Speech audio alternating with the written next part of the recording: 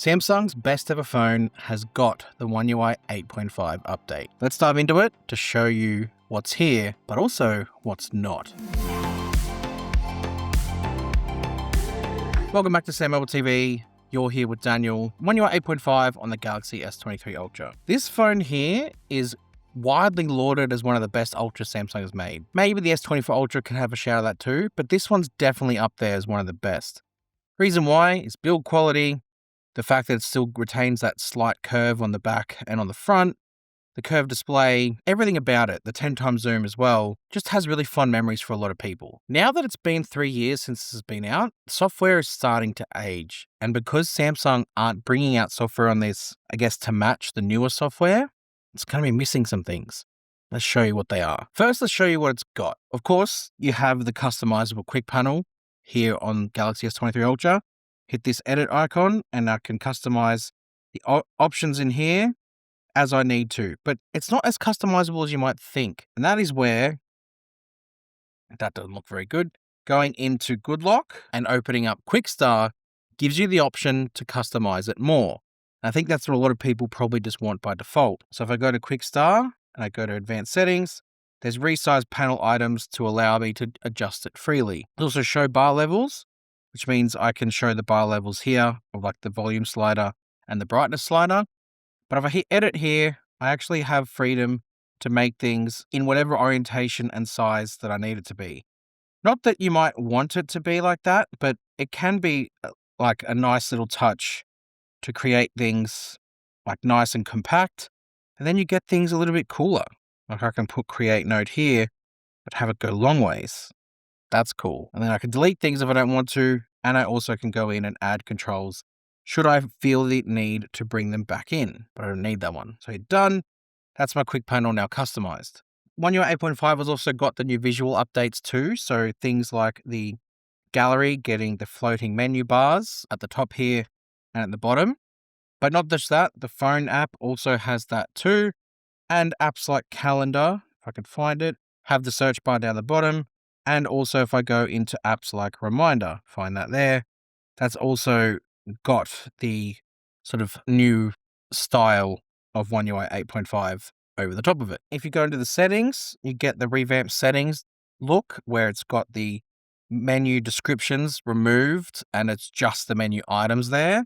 And then you've got the soft blur top and bottom rather than the harsh cutoff, which is much nicer to look at. From a visual sense, that's it. There are some other subtle changes, like it does get the Samsung DeX new desktop or multiple desktop modes that you can activate, which is nice. Proves that it is powerful and capable of lots of things too. If I go into the phone dialer, into the three-dot menu, into settings, you'll also see direct voicemail is apparent. And also got transcript assist, where it can actually transcribe what is being recorded in that voicemail. Also here too is the new Bixby, which allows you to take advantage of Perplexity and that integration to have a proper AI assistant on board.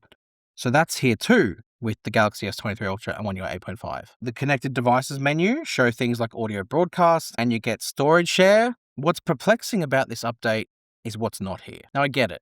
At this point, the Galaxy S23 Ultra is a 3-year-old phone. This is hardware from 2023. Cameras in 2023, except for the main camera, which is still being used now. You've got the chip from 2023. You've got a display from 2023. All of that makes up to a phone that maybe isn't going to be capable of running software from 2026. Understood. But there are some things I just don't get why they're not here. First thing I want to start with is Galaxy AI. So when you go into the settings here and into Galaxy AI, the list looks populated. That's because it's had some features for a while already. Props to Samsung. They have given it some AI features in the past, but they haven't really updated it. So if I go to Call Assist, no call screening, nothing. Disappointment number 1. If I go into Photo Assist here, the Create tab doesn't have the text icon. Disappointment number 2. But the thing is, if I go into a photo here, so let's just find a photo and let's just launch Galaxy AI's Photo Assist, it gets the new visual refresh. So if I hit the Galaxy AI button, you've got the AI Eraser, the Move, the Create, and the Style. That's all there. However, it doesn't get the updated style tab either. So the stuff that you can actually turn your photo into like a watercolor isn't there, especially if it's not a photo of a person. Because if it's a photo of a person, it can still kind of do it. But if it's not a photo of a person, the create or the style button disappears altogether, which isn't like it is on the Galaxy S26 Ultra or even the S24 Ultra. Samsung still haven't brought in audio eraser, so the AI key is grayed out for videos, which is disappointment number 3, which of course means it's not going to get the audio eraser for videos in third-party apps. Disappointment number 4. Back in the list, you'll notice that there is no Creative Studio, it's Drawing Assist, so they haven't even updated that at all. If I go into here, it's the same Drawing Assist from One UI 8, so Creative Studio doesn't make it here. Disappointment number 5. Now, the stuff you might expect this not to get, well, it hasn't got. The Now Brief, still not here, although I feel like this could handle the Now Brief, but okay. Now Nudges, not here. Notification highlights, also not here. No weather wallpaper, not here too. And no health assist. It's very odd, some of the stuff that's not on Galaxy AI with S23 Ultra and One UI 8.5. I totally understand Samsung wanting to ensure a smooth performance on a phone that's 3 years old. Maybe they tested some of those features and this didn't handle it properly. So they didn't put it in here. But this is what I don't get, because some of the features that are in here, like call assist and real-time translation, I can't imagine that's a feature that doesn't line up with something like call screening. I'd imagine there'd be very similar technologies running that in the back end. This is probably even more taxing. So I just don't get it. But I don't know. I'm sure they have their reasons. Anyway, over to camera. Starting with what it does have. We go into the More tab here and into Pro.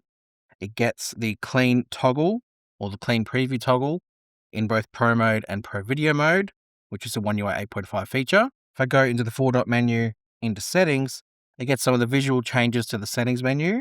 And also, if I go through the settings, you'll see the settings menu is laid out with the extra toggles like save to external storage, which has been moved out of Camera Assistant for the first time on the phone. If I go into Camera Assistant, it also gets some of the changes that One UI 8.5 brings too. So the fact you've got like focus peaking in Pro modes, and then you've got the toggles to bring back features that have been removed, like single take and director's view here. Weird that it's director's view they've decided to remove. Very perplexed. And even things like customize indicators, where you can customize the indicators at the top of the camera to give you a clean sort of view. The camera here, I think, is probably what's expected. You get those little touches, but nothing else. And a lot of that's down to the hardware. For example, you don't get the log video recording, which it didn't get before. The S24 Ultra did, but this didn't, and it still hasn't got it. I would have thought maybe with the S24 Ultra and above getting the LUT previews, this might have at least got log, but no, nothing. And if I go into a video that's been recorded in log, it can play it, but if I hit the edit button, it actually doesn't have the capability of editing it whatsoever. So all I can do is cut length off it, but there is no audio editing, there's no brightness toggle. It's just the timeline and that's it. And then of course, there is no 24 megapixel option, which again is probably to be expected. There's only one high resolution camera on here. That's the main one, which is 200 megapixel. The other ones are all 10 megapixel cameras, except for the Ultra, which is 12. So it figures that would never be a case on here to have 24 megapixel mode. To go with that, no horizontal lock either. So super steady is just super steady. Again, though, probably to be expected, at least at this point. And that, for me, all in all, creates a little bit of a disappointing feel about the update on the S23 Ultra. This phone is revered. A lot of people enjoy this phone and like the form factor, love the performance of it. So they were probably waiting for this update to see if it brought some parity or got close to the phones that have come after it. But no, it pretty much runs exactly as it did before, with the visual changes that the other phones have got. And that's about it. The optimist in me might look at this and go, maybe Samsung doesn't deem those features capable of running on here smoothly. The pessimist in me, maybe not. Anyways, that's what you can expect from One UI 8.5 and the Galaxy S23 series. There's other little stuff here and there, but ultimately the big stuff that you might have wanted didn't make the cut. Anyways, One UI 9 still in play in beta now on the Galaxy S26. So when we have more news about that, this is the place you want to be. So hit subscribe to SamMobile TV. Go follow us on all our socials, visit us on our website, and we'll see you guys next time. Thanks.